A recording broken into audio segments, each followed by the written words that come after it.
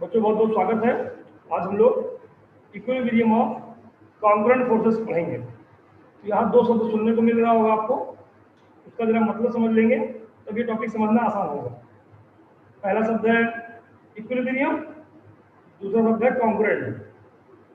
तो इक्विलिब्रियम मतलब कुछ बैलेंस हो जा रहा है, मतलब बैलेंस होने मतलब रिजल्टेंट जीरो हो जाएगा इक्विलिब्रियम। और कॉन्ग्रुएंट का मतलब हो गया जो एक ही बिंदु से होकर जाता है, मतलब सारे फोर्सेस कॉन्ग्रुएंट फोर्सेस, जो सारे फोर्सेस हो वो एक ही पॉइंट पर एप्लीकेबल है। That force is known as congruent forces. तो कॉन्ग्रुएंट फोर्सेस का इक्विलिब्रियम ये पढ़ाना है। चलिए लिख लेंगे the forces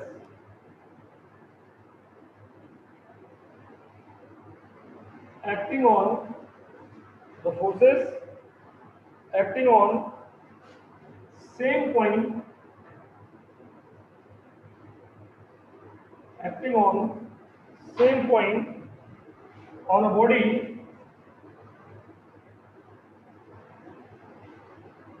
are called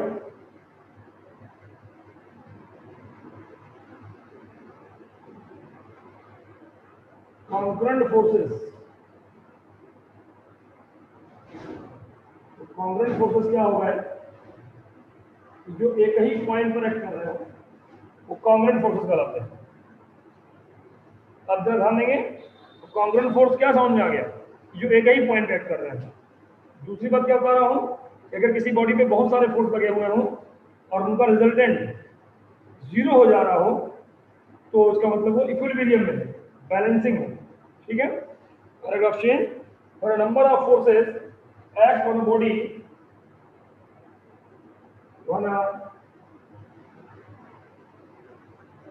number of forces act on a body the number of forces act on a body at same point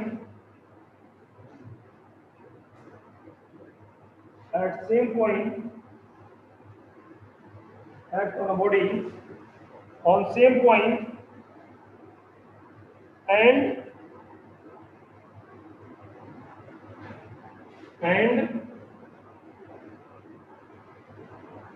net unbalanced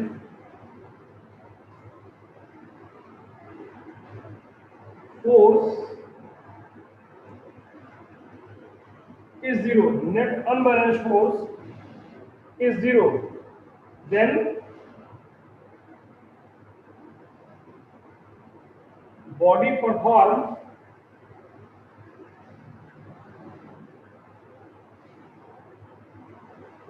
uniform motion. Then body performs uniform motion in straight line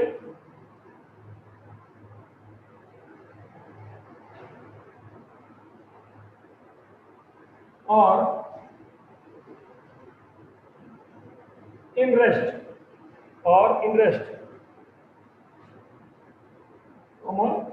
is said to be in equilibrium. तो उसको हम लोग कहेंगे equilibrium है।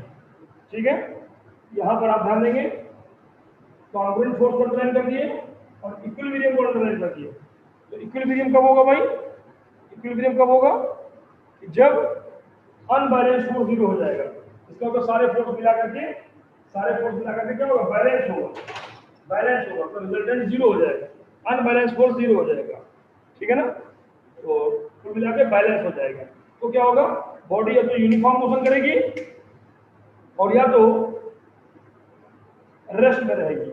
न speed बढ़ेगी न घटेगी न डायरेक्शन बदलेगा। न्यूटन फर्स्ट लॉ भी यही कहता है कि nobody can change in state of rest और uniform motion straight line unless an external unbalanced force act on the body। जब तक अनबैलेंस फोर्स नहीं लगेगा तब तक वो एक्सेलरेट नहीं हो सकता है, डायरेक्शन नहीं चेंज हो सकती। रेस्ट में है तो रेस्ट में रहेगा, यूनिफॉर्म मोशन में है तो यूनिफॉर्म मोशन में रहेगा। ध्यान में आ गई होगी बात, आपको ये बात समझ में आ रही होगी। चलिए अब यहाँ पर हम कुछ कंडीशंस दिखाएंगे आपको और उन कंडीशंस को आप समझिए, महसूस करिए, ठीक है। और मैंने कहा था कि पढ़ने में और करने में डिफरेंस होता है, तो उसको महसूस करेंगे तो बात ध्यान में आपको आ जाएगी। चलिए अब देखिए, पहला केस दे रहा हूं, when two forces F1 and F2 are act on a body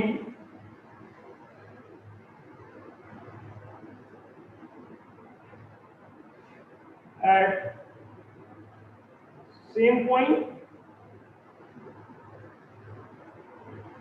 and body is in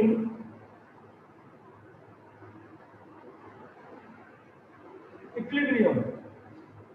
body equilibrium में ना, दो फोर्स लग रहे हैं और बॉडी इक्विलिब्रियम में, तो क्या मतलब वो दोनों फोर्सेस का जो वेक्टर सम होगा, फोर्स वेक्टर क्वांटिटी, ध्यान दीजिएगा, सामान्य योग नहीं होना। जो कक्षा 10 तक आप जोड़ सीख के आए हो, काम नहीं आने वाला है। यहाँ पे आपको हम पैरेललोग्राम या ट्रायंगल सिखा चुके हैं, और ये आपको सीखना भी है, इसको आपको यूज भी करना है, ठीक है। इसको आपको यूज भी करना है, इसको सीखना भी है। समझ, ध्यान रखिए, बहुत खराब बात है मेरे से तो बहुत ज्यादा गड़बड़, ठीक है ना। कोऑर्डिनेशन बहुत जरूरी है हमारे आपके बीच में। तो मैंने कहा कि यहाँ पर रिजल्टेंट जीरो हो जा रहा है, फोर्स जीरो हो जा रहा है, वेक्टर सम जीरो हो जा रहा है। F1 plus F2 is equal to 0. It implies that F1 is equal to minus of F2. क्या पता लग गया यहाँ पे, ध्यान दीजिए, F1 is equal to minus of F2। इसका मतलब दोनों फोर्स मैग्नीट्यूड में सेम होंगे और डायरेक्शन में अपोजिट होंगे। माइनस बता रहा, डायरेक्शन अपोजिट होंगे। तो सीधी बात है कि केवल कोई बॉडी है और दो फोर्स लग रहा है, अगर ये F1 है, पक्की बात है कि F2 जो है वो इसके जस्ट अपोजिट लग रहा होगा, अभी तो दोनों का सम जीरो आ रहा है ना। ध्यान रख सकते हैं clearly,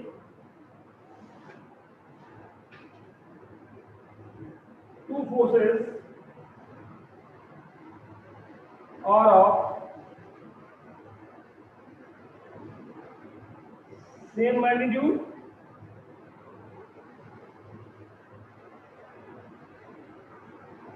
and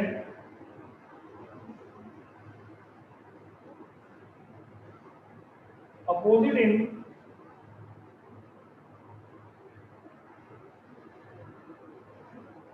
direction. Same magnitude होगा और अपोजिट डायरेक्शन में होगा, ठीक है। बात clear, okay.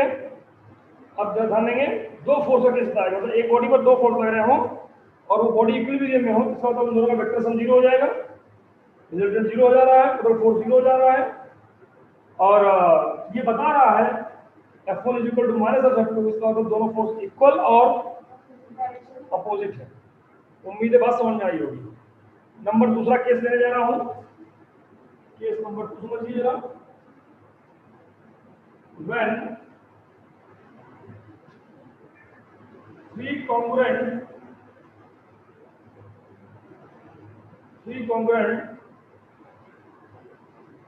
forces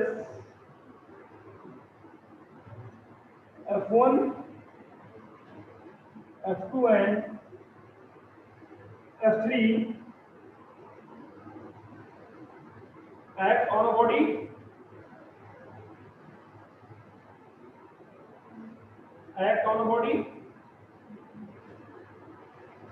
and body is in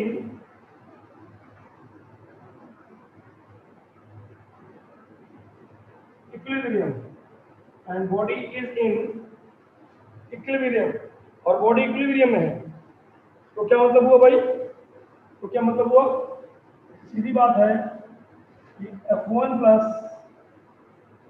F2 plus F3 that is equal to zero ना। ये क्या हो जाएगा, जीरो हो जाएगा। बात समझ आया, रिजल्टेंट जीरो हो जाएगा, ये बात समझ आना चाहिए। तो क्या मतलब हुआ इस बात का, इस बात का मतलब ये हुआ कि एक बॉडी है, ध्यान देंगे इस पर ये फोर्स लग रहा है आपका, ये फोर्स लग रहा है आपका, और ये फोर्स लग रहा है।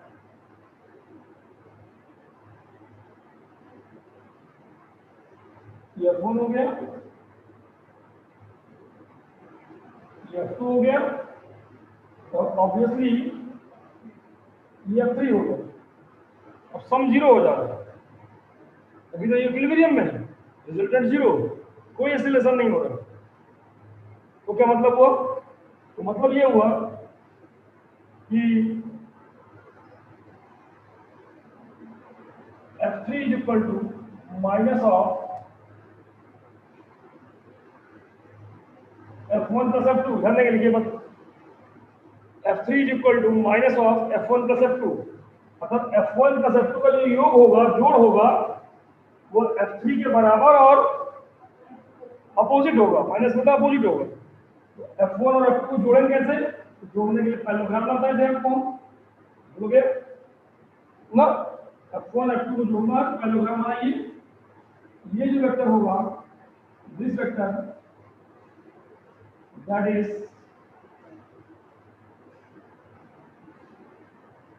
F1 प्लस F2, ये है नहीं, वर्चुअल है, मान रहे हैं यहाँ पर F1 और F2 का सम यही होगा, F1 प्लस F2, और ये F3 के इक्वल और अपोजिट होगा। ये बात समझ आनी चाहिए।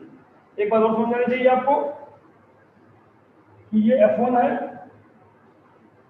जहां था जिधर था बना लिया ऐसे, ध्यान दीजिए, क्योंकि अब आप ये पढ़ने नहीं है, ये समझने आए हैं, और ये फिगर आपको सवाल में बनाना पड़ेगा, ये बहुत सारे सवाल लगेंगे, जितना लगेगा उतने सीखेंगे।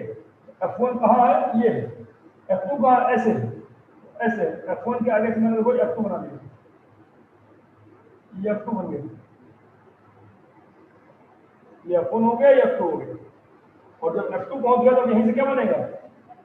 F3, F3 देखो ये बन गया, ये F3 बन गया, और आप देख रहे हैं तीनों मिला के क्या आ गया? फिर से वहीं आ गया। इसका तो तीनों का सम क्या हो गया? जीरो आ गया। इसका मतलब तीनों फोर्सेस ट्रायंगल के साइड से रिप्रेजेंट हो जाते हैं, तभी वो इक्विलिब्रियम में होंगे, तभी रिजल्टेंट जीरो हो गया ना। तो यहां पर अगर F1 के अपोजिट एंगल अल्फा, F2 के अपोजिट एंगल थीटा, F3 के अपोजिट एंगल गामा, ध्यान देंगे F1 के अपोजिट माने F2 और F3 के बीच एंगल गामा, सॉरी F1 के अपोजिट माने अल्फा, F2 के अपोजिट माने यहाँ F1 F3 के बीच दैट इज बीटा, और F3 के अगेंस्ट माने यहाँ दैट इज गामा, ये angle.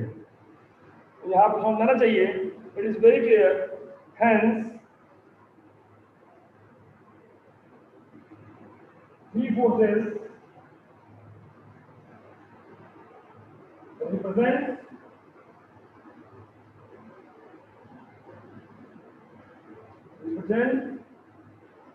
represented by sides of triangle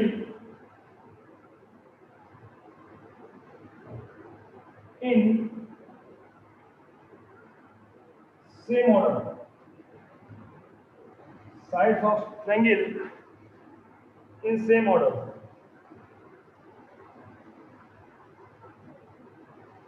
Sides of angle in same order.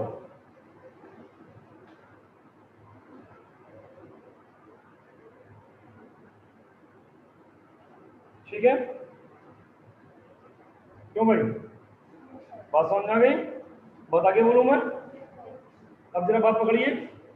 दो था जस्ट इक्वल अपोजिट, तीन था तो ट्रायंगल्स के साइड से रिप्रेजेंट हो गए, वो भी सेम ऑर्डर में, और अगर चार होगा तो क्या होगा? चार हो गए पैरेललोग्राम का, तो पैरेललोग्राम तो बनाएंगे ही, कोई क्वाड्रेटर बना लेंगे, कोई चतुर्भुज बना लेंगे वो ना, और पांच हो जाएंगे तो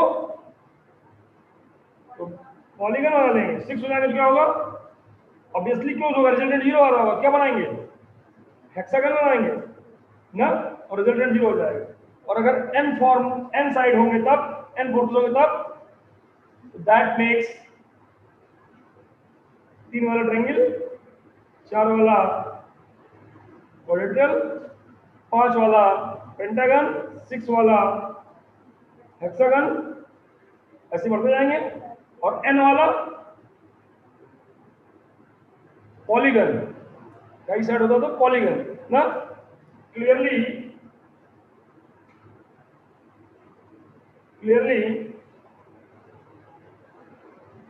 the condition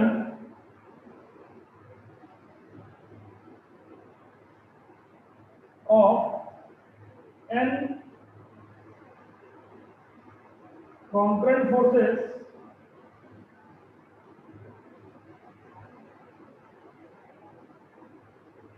acting on a body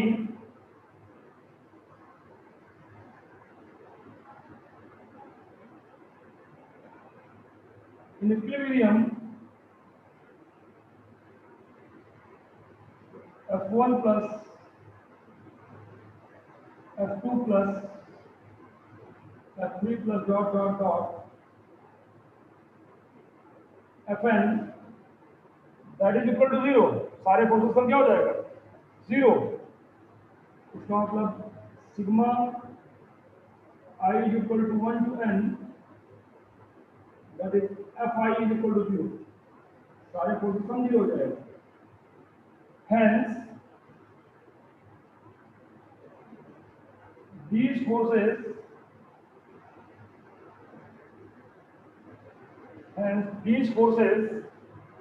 are represented by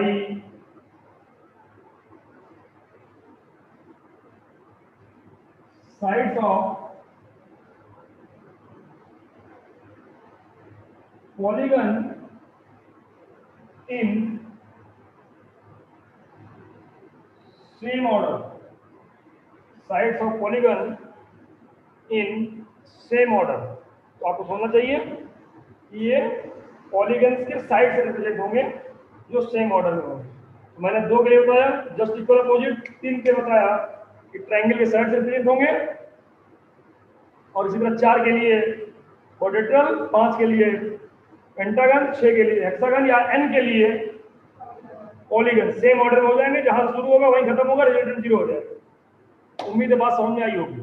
ठीक, अब कोई बॉडी इक्विलिब्रियम में है, उस पर जो फोर्सेस लग रहे हैं, तो वो कैसे सॉल्व होगी प्रॉब्लम, इस कॉन्सेप्ट का हम यूज करूंगा। बताऊंगा कि मैंने आपको बताया था कि अगर फोर्सेस इक्विलिब्रियम में है तो इसका मतलब वो क्लोज पॉलीगन बना रहे होंगे, और उसका कॉन्सेप्ट लगा करके हम लोग बॉडीज के इक्विलिब्रियम को सॉल्व करेंगे। इस बात को एक और तरीके से समझ सकते हैं, ध्यान देंगे, समझेंगे। यहाँ पर ये भी बड़ा काम आने वाला है। The resultant, ध्यान देंगे, the resultant force is 0, resultant force 0, ध्यान देंगे, लिखे नहीं, सुने पहले, the resultant force 0, total force F हो जाएगा तो 0 आ जाएगा, और F होगा क्या, Fx i का, Fyj का, Fz k का इक्वल टू 0 ना। इसका मतलब क्या हो गया, x axis, y axis, z axis, i cap, j cap, k cap, these are the unit vectors, orthogonal set of unit vector बताए थे मैंने, कहा था यूनिट वेक्टर जो परपेंडिकुलर होंगे वो x axis, y axis, z axis, और वो 0 का मतलब हो गया x component is 0, comma y component is also individually 0 and z component is also individually 0।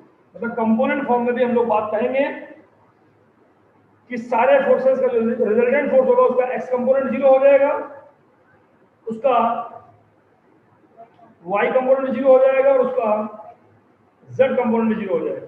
तो कंपोनेंट करके क्लोज पॉलीगन से तो कर सकते हैं, साथ साथ कंपोनेंट फॉर्म में बात को हम लोग कहेंगे, समझेंगे।